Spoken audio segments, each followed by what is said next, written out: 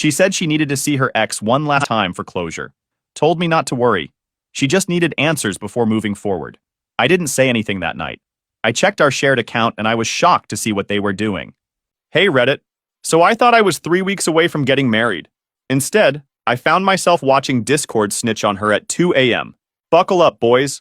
This one's gonna give you a good laugh. I, 29 male, met my fiancée, 26 female, Elena, at a charity 5K run 3 years ago. She tripped. I helped her up. We finished dead last together. Classic meet cute crap. What I didn't mention to friends was how she complained about the event organizers for the next hour and how the free t-shirt was clearly designed by someone colorblind. But hey, she had a nice smile and laughed at my jokes. First date was at this farm-to-table place downtown. Her suggestion. She sent back her cocktail twice before declaring it barely acceptable. When the waiter brought the wrong appetizer, she didn't politely mention the mix-up. Instead, she raised an eyebrow and asked if he was new because competence seems rare these days. I cringed but told myself she just had high standards. Fast forward to 3 months ago, engaged, living together, wedding date set for fall. I'm a software developer, but not the born with a silver MacBook type. Coded my first website at 15 on a refurbished Dell I bought with lawn mowing money. Worked IT help desk all through college while taking 18 credits a semester. Graduated with honors, despite pulling all-nighters debugging other people's projects for extra cash.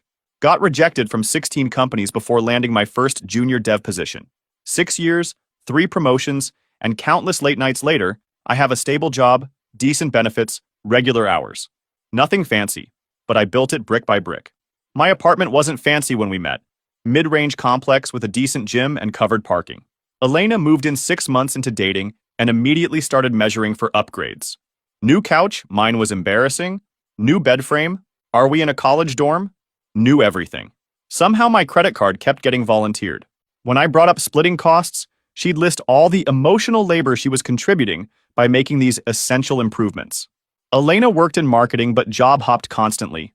Nothing was ever good enough. The boss was a micromanaging jerk, her coworkers were basic, or the company lacked vision. Meanwhile, she'd been trying to land a job at Nexus Technologies for years. Applied 3 times, never got past the first interview. Every rejection triggered a week-long spiral of how the hiring manager clearly felt threatened by her potential, or how the company probably promotes based on who drinks with the boss. The red flags were subtle at first, like how she'd snap at baristas if her coffee wasn't exactly 140 degrees. Once at Greenleaf Coffee, she made the barista remake her latte 3 times while tapping her nails on the counter loud enough for everyone to hear. Is it really that difficult to understand what extra hot means? She asked loudly, making eye contact with other customers for support.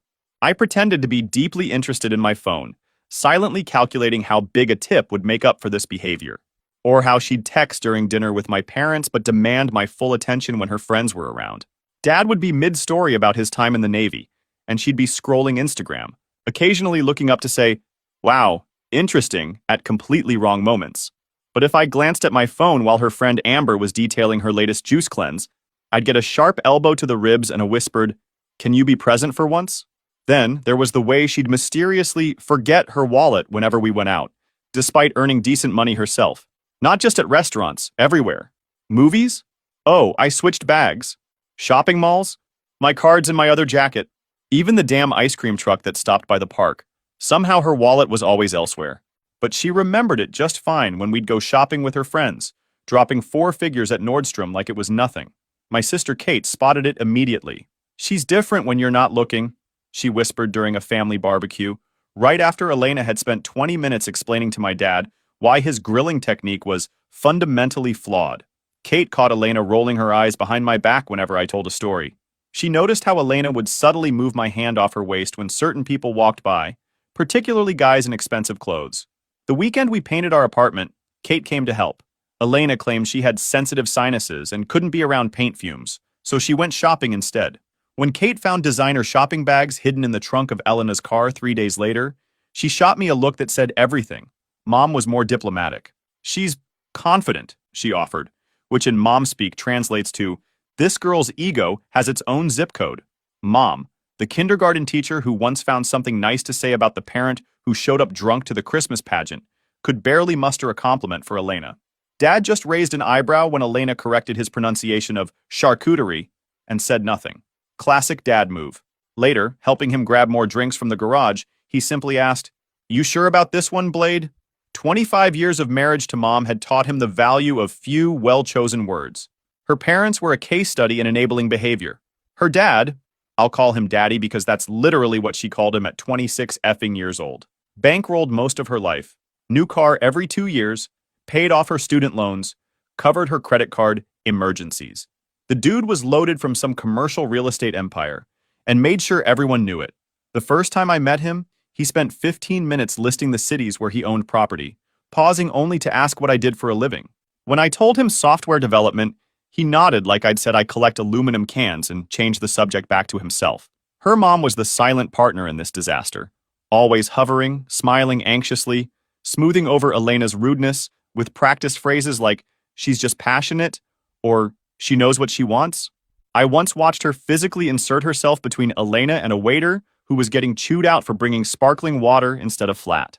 "Oh, that's fine, that's perfectly fine," her mom said, smiling frantically while Elena fumed. The look they exchanged told an entire family history.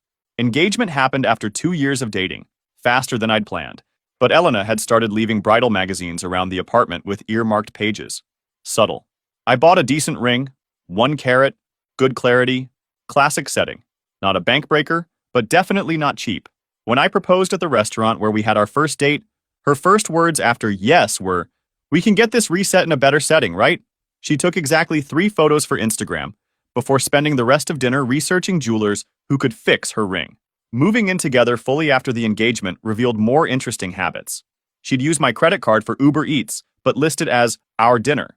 She'd buy department store face creams, but categorize them as household essentials.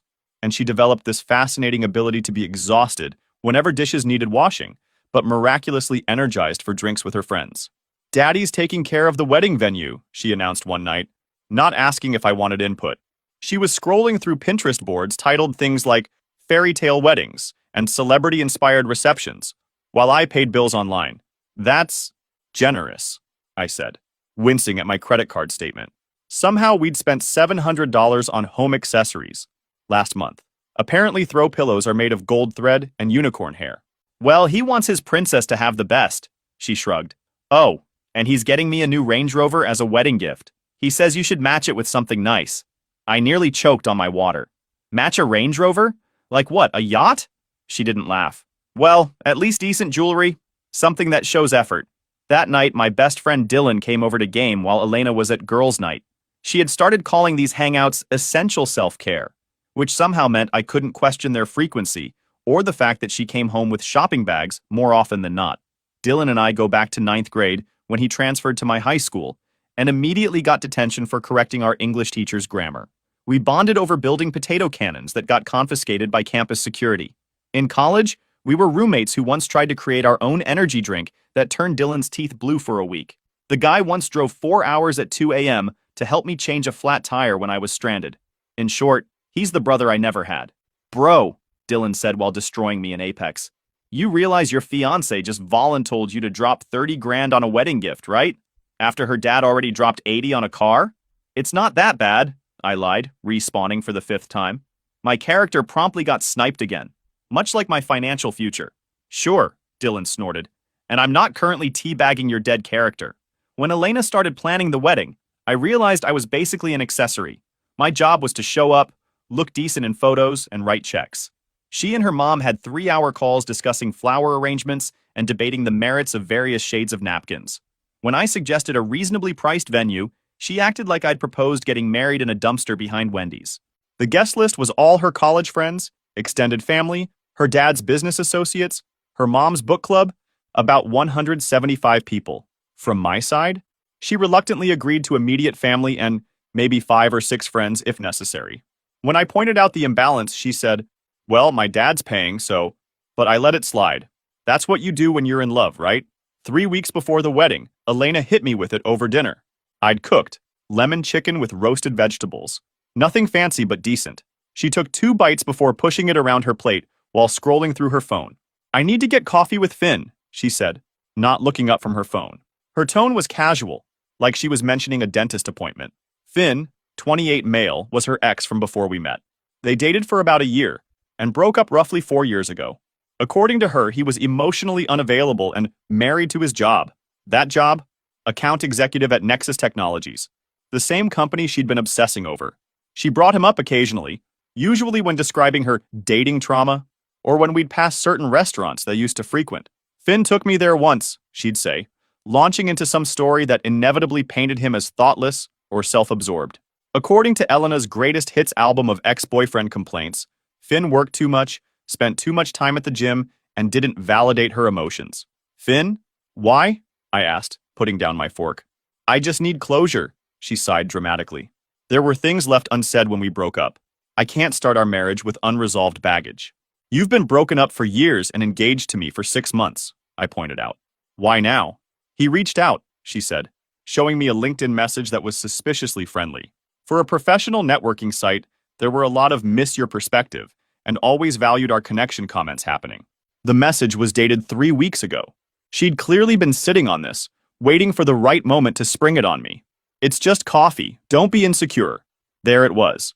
Her favorite way to shut down any questioning. Call me insecure. Once that accusation hit the air, any objection I raised would just prove her point. Fine, I said. When? Friday night, she replied, already texting someone. Friday? We're supposed to meet with the caterer. Friday. She rolled her eyes. Babe, this is important for my mental health. You can handle the caterer alone, right? It's just picking appetizers. It wasn't just appetizers. It was finalizing the entire menu and bar package worth thousands of dollars. But I nodded because keeping the peace seemed easier. That Friday, she left wearing her tight black dress and heels. Not exactly coffee attire. The dress that required strategic fashion tape to prevent wardrobe malfunctions. Apparently, her mental health required looking like she was headed to a club opening rather than a coffee shop. She spent an hour doing her makeup. Full Instagram tutorial treatment. Contouring, false lashes, the works, for coffee, with an X, for closure. Don't wait up, she texted at 9 p.m. Lots to process. Emotional closure takes time. No problem, I replied, settling in for a night of gaming with Dylan. She's wearing the black dress for coffee with her ex? Dylan's voice crackled through my headset as we destroyed some 12-year-olds in Call of Duty. The same black dress she wore to that work Christmas party where she got hit on by like 6 dudes? It's just a dress, I said, sniping an opponent from across the map. My in-game aim was significantly better than my real-life judgment. Sure, and I'm just casually going 20-0 right now, Dylan laughed. Oh wait, I am. Unlike your fiancé's story, which is sketchy as all get out. I chuckled but felt that twinge in my gut, the one you're supposed to listen to. There had been more led up to this coffee date than I initially realized. For weeks, Elena had been working late on mysterious projects. Her phone suddenly had a new password. She'd take calls in the bathroom with the shower running. Once, I caught her deleting text messages when I walked into the room. She claimed she was decluttering her phone. Because everyone aggressively clears their chat history at random moments, right? Around 1:45 a.m., I was still gaming with Dylan, both of us hyped on energy drinks and victory. That's when Discord did me a solid, or did me dirty, depending on how you look at it. You know how Discord shows what music your friends are playing? Suddenly, next to Elena's name in my friends list, listening to Spotify, Desire by Meg Myers. Dylan caught it too. Bro? Isn't that the song that's literally about, intense adult activities? I quickly checked our location sharing app. Her location was paused. Not turned off, paused. There's a difference. Turned off means you forgot. Paused means you remembered, then deliberately stopped sharing. Approximately 5 seconds of intense focus on the difference between these two statuses followed. Could be a mistake, I said, even as I took a screenshot. Digital evidence collection. The modern relationship pastime. Yeah, and I could be a Chinese jet pilot, Dylan snorted. Who listens to Desire at 2 a.m. during closure talks? That's like watching adult videos for the plot lines. I muted my mic, took a deep breath, then unmuted. Let's finish this match. That's it? Let's finish this match? Your fiancé is out there listening to sex music with her ex at 2 a.m. and you want to keep playing? Bro, she ain't closing chapters. She's opening legs. What would you have me do, Dylan? Drive around town looking for her car? Storm into Finn's apartment like a psycho? I'll deal with this. Dylan was quiet for a moment. Geez, man. That's actually mature. Fine. Let's clap these noobs and then make a plan. At 4:20 a.m., yes, exactly that time, I heard the front door. I was in bed pretending to be asleep. She crawled in beside me, smelling like cologne that definitely wasn't mine. Her makeup was mostly gone, hair slightly messed up. The next morning, she acted perfectly normal. Made coffee, scrolled Instagram, complained about her headache. "How was your closure?" I asked casually, pouring cereal like my entire world wasn't imploding. "Good," she yawned. "Really healing, actually. We talked through everything. I feel so much lighter now." She kissed my cheek. "Thanks for understanding. You're the best." I nodded, smiling. "Anything for your mental health?" Over breakfast, she launched into elaborate details about the coffee shop they went to, except her description suspiciously matched no coffee shop I'd ever heard of in our city. When I subtly asked for the name of this magical cafe, she mumbled something about it being new and underground, and quickly changed the subject. What she didn't know, I'd already started planning. Here's what Elena didn't know about me. My uncle Martin was the CTO at Nexus Technologies, the same company she'd been drooling over for years. The same company where Finn worked. I'd never mentioned this connection because 1, I don't like using family connections professionally, and 2, Uncle Martin and I weren't super close until recently. Our relationship thawed after I helped modernize the database system for his personal side business last Christmas. That project turned into regular calls, which turned into occasional dinners. A slow rebuild of a relationship that had faded when I went to college. 4 months earlier, when a marketing director position opened at Nexus, I'd reached out to Uncle Martin, sent him Elena's resume, talked her up. He was impressed with her credentials and started the wheels turning. The plan was to surprise her with an interview opportunity after the wedding. A nice gesture from her new husband. The week after her closure night, Elena was constantly on her phone, smiling at texts. Her little cult, Jess, Amber, and Tori, suddenly became her alibis for everything. These 3 were a piece of work. Jess, the ringleader, always dressed like she was auditioning for Real Housewives.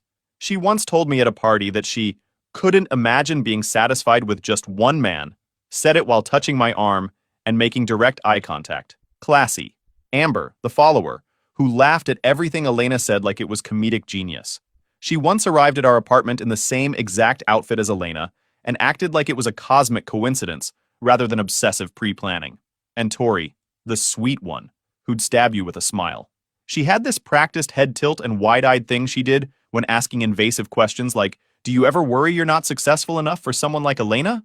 Or, "Have you thought about getting Botox for those forehead lines?" "Going shopping with the girls," she'd say, coming home 6 hours later with one small bag. Once, she claimed they spent the afternoon at an art gallery opening. When I mentioned it to Amber, who had the self-awareness of a potato, she looked confused and said, "What art gallery?" before Jess stepped in with a sharp elbow to her ribs. Meanwhile, Uncle Martin called to tell me the interview was set for the following Friday. Asked if I wanted to come along, make a day of it. "Elena's been asking to meet you anyway," I lied. In reality, she'd rolled her eyes when I mentioned dinner with my uncle months ago, saying she'd rather watch paint dry. That's when Dylan suggested something truly beautiful. "Dude, you need to be in that interview," he said during our gaming session. "And you need to absolutely wreck house." "What do you mean?" "I mean," Dylan said slowly, like explaining to a child, "you show up looking professional as heck, reveal you're the CTO's nephew, and watch her melt down in real time." "Dramatic," I said, "but not enough. Why not ask your uncle if there's any dirt on Finn? Every company has that one guy who's doing something shady." I won't lie, I like the idea. A lot. The next few weeks were busy. Uncle Martin did some digging into Finn's accounts and found some irregularities. Apparently, our boy Finn had been skimming from client accounts. Small amounts, but consistent. Not enough to trigger automatic alerts, but enough to fund a lifestyle slightly above his pay grade. Elena's behavior grew more suspicious. She started doing laundry, something she'd previously declared beneath her skill set, except she only washed certain items immediately after returning home late. She'd take shower then showers, where she'd come home, shower, leave to meet the girls, then shower again upon return. Her friend group became increasingly hostile toward me. Jess would accidentally exclude me from group dinner invitations.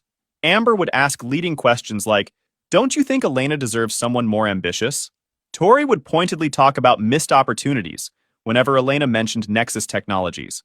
2 days before Elena's interview, she told me she had a big presentation at work on Friday. "Can we celebrate after?" she asked. I think this could lead to a promotion.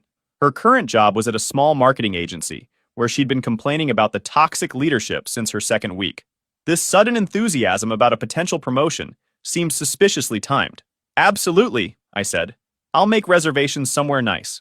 Friday morning, she left early, dressed in her power suit. kissed me goodbye.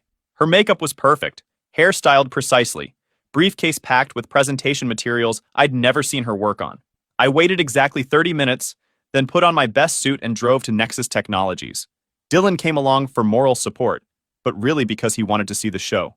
"This is better than Netflix," he whispered as we walked into the lobby.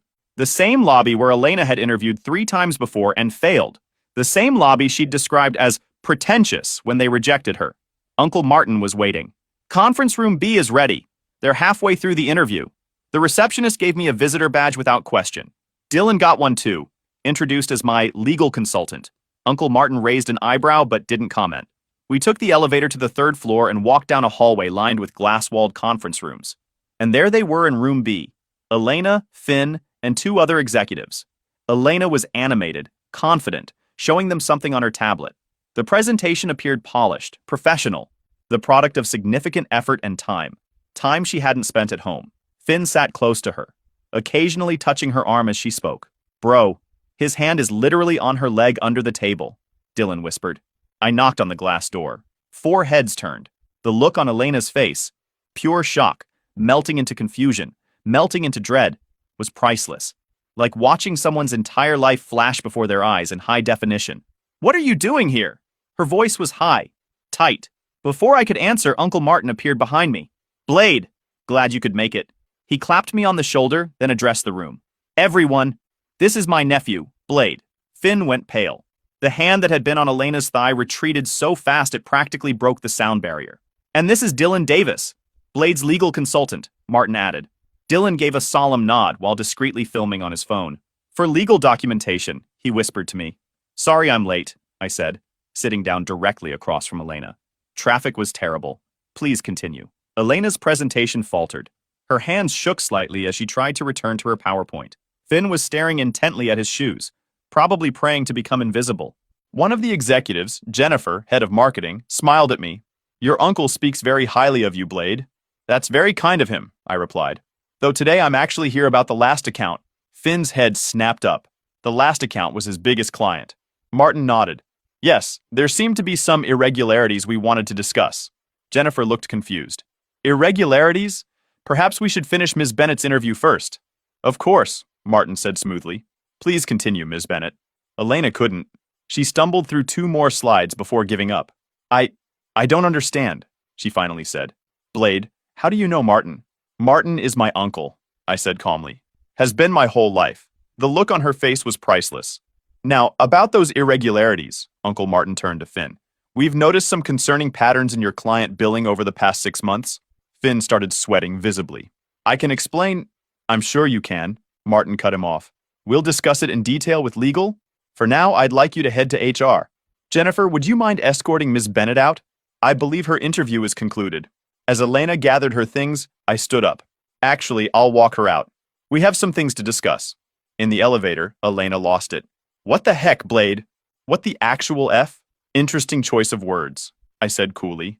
"Very similar to the lyrics of Desire. Great song, by the way. Especially at 2 a.m. during closure talks."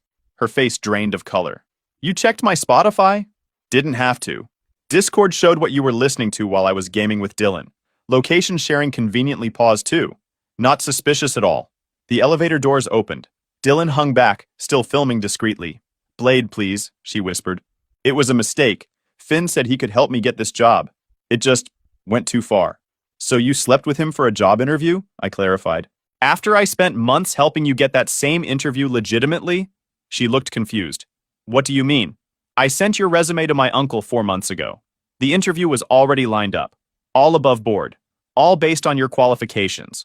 No relations with exes required." Her face crumpled. "I didn't know. Obviously." "What happens now?" she whispered. "Well, Finn's probably getting fired. Maybe worse. And the wedding is off." "The wedding?" "Blade, you can't. We can work through this." I laughed. "There's 3 weeks of deposit money I'll never see again.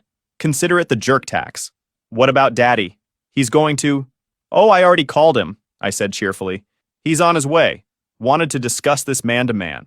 10 minutes before Elena's meltdown in the elevator, while she was still in the interview room looking shell-shocked, I had stepped out to call her father. Told him his daughter needed him at Nexus Technologies immediately. Something about her wedding being in jeopardy. Hung up before he could ask questions. The nuclear option, yes, but somehow appropriate. As if on cue, the elevator doors opened again, and out stormed a red-faced man in an expensive suit. Her mother trailed behind, looking anxious. "What the hell is going on?" he bellowed, drawing stares from everyone in the lobby. "Elena says you're calling off the wedding? 3 weeks before the date? Do you have any idea how much money I've spent?" "Sir," I began calmly. "Don't sir me. I just put down a non-refundable deposit on a Range Rover. Do you know what that costs? And the venue, the catering, my daughter's dress." Dylan stepped forward, phone still recording. "Excuse me, sir. I'm documenting this conversation for legal purposes." Daddy turned an even deeper shade of red. "Who the heck are you?" "Legal consultant," Dylan said solemnly, showing the visitor badge like it was an FBI credential. "Honey, please." Elena's mom tugged at his sleeve while simultaneously patting Elena's arm.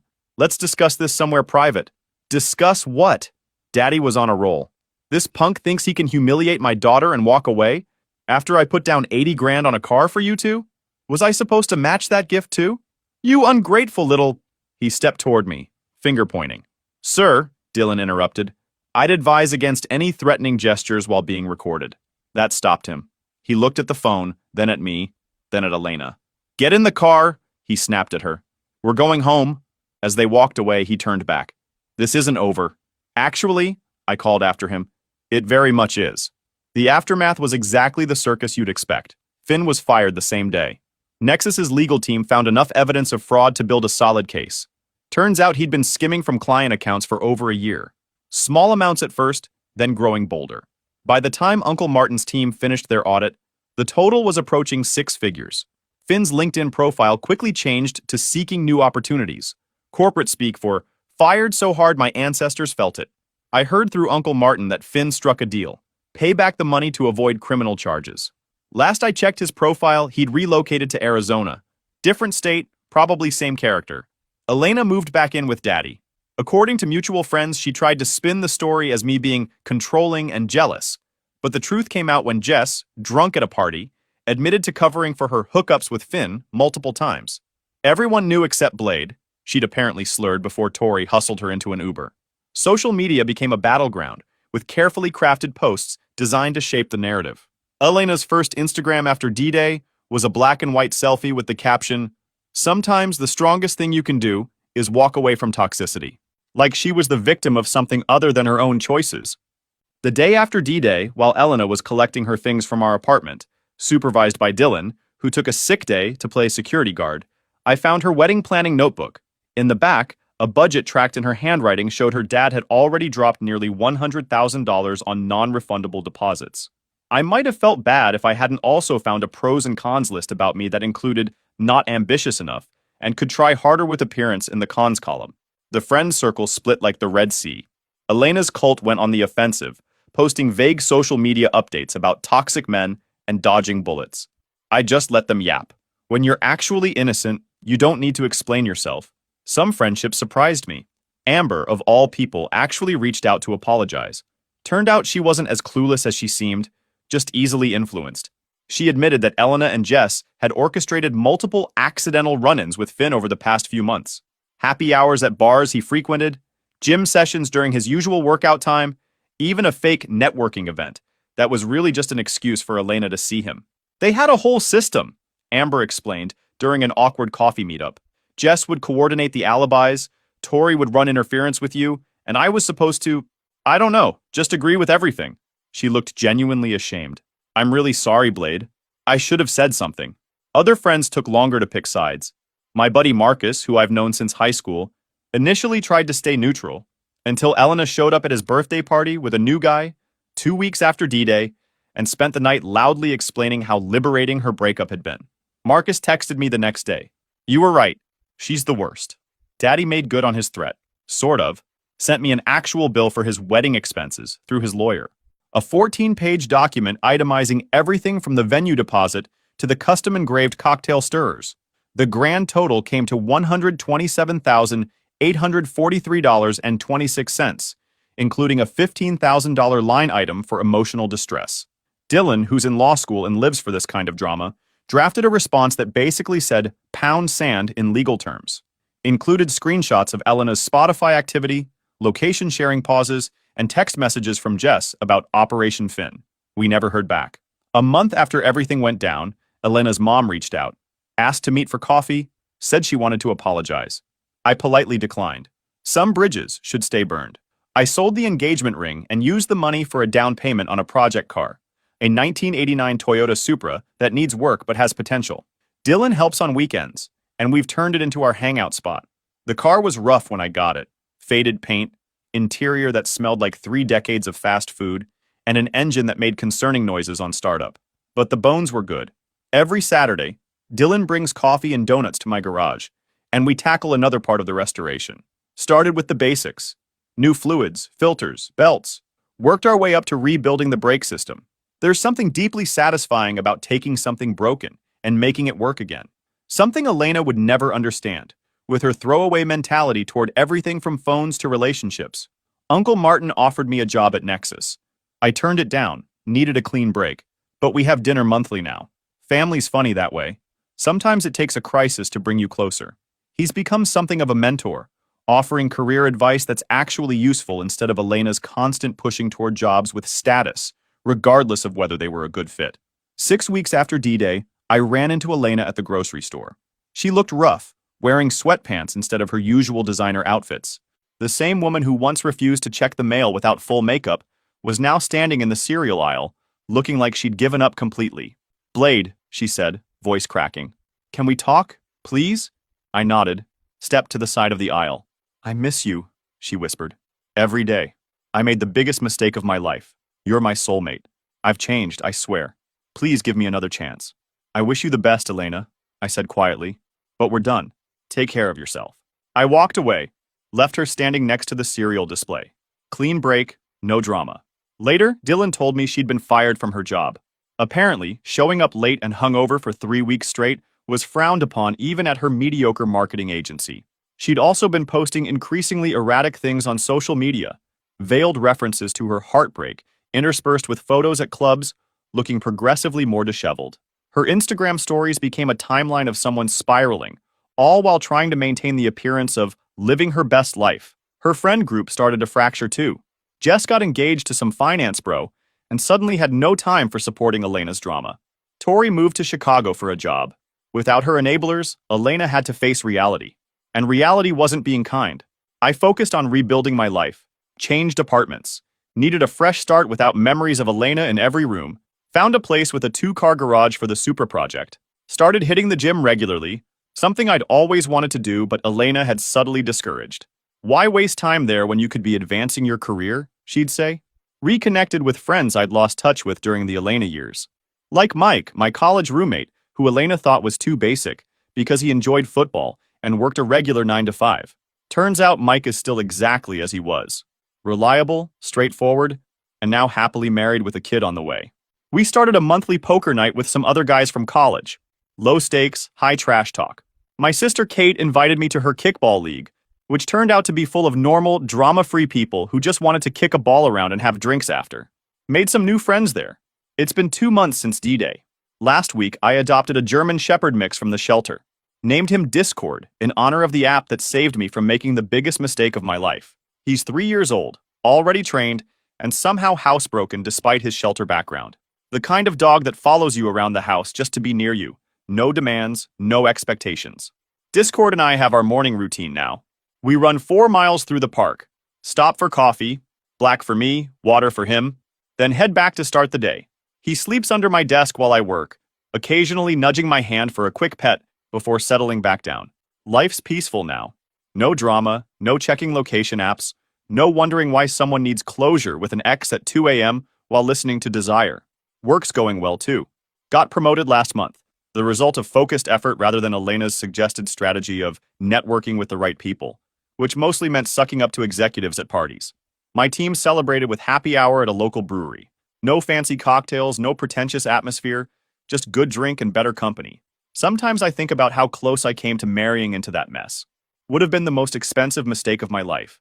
Instead, I've got a half-built Supra, a loyal dog, a good job, supportive family, and friends who have your back when things go sideways. Not a bad trade, if you ask me. Sometimes your guardian angel isn't a person.